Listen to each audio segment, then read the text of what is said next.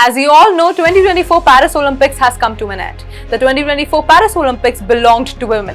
These were the first games in the history to achieve gender parity in terms of having an equal number of women and men compete. Women shone on the world stage, beating many records along the way. Our Indian athletes also made us proud on this grand stage. Let's dive into India's journey and remarkable achievements in 2024 Paris Olympics. India's campaign at the Paris Olympics 2024 started with archery on July 25.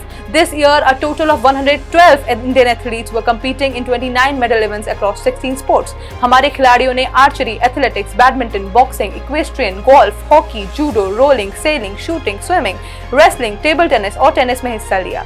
सबसे बड़ी team athletics में थी, जिसमें 29 athletes शामिल थे, जिनकी अगुवाई नीरज चोपड़ा ने की।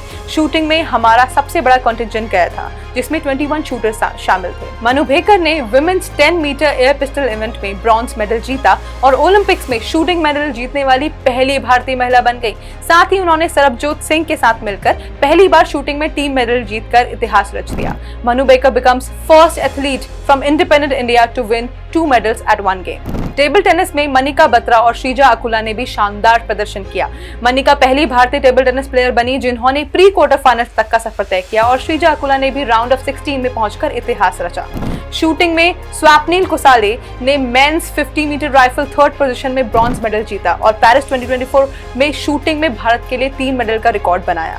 आर्चरी में भी भारत ने शानदार प्रदर्शन किया। धीराज और अंकिता भगत ने मिलकर मिक्स टीम इवेंट में 4था स्थान हासिल कर आर्चरी में भारत को अब तक का सबसे अच्छा प्रदर्शन करवाया। हॉकी में भारतीय मेंस टीम ने टोक्यो 2020 सिल्वर मेडलिस्ट ऑस्ट्रेलिया को 3-2 से हराकर 52 साल बाद एक शानदार जीत हासिल करी। लेकिन एक निराशाजनक खबर भी आई। India's ace grappler Vinesh Phogat, जो पेरिस 2024 में अल्टीमेट ग्लोरी के करीब थी, उनको फाइनल से कुछ घंटे पहले डिस्क्वालीफाई कर दिया गया।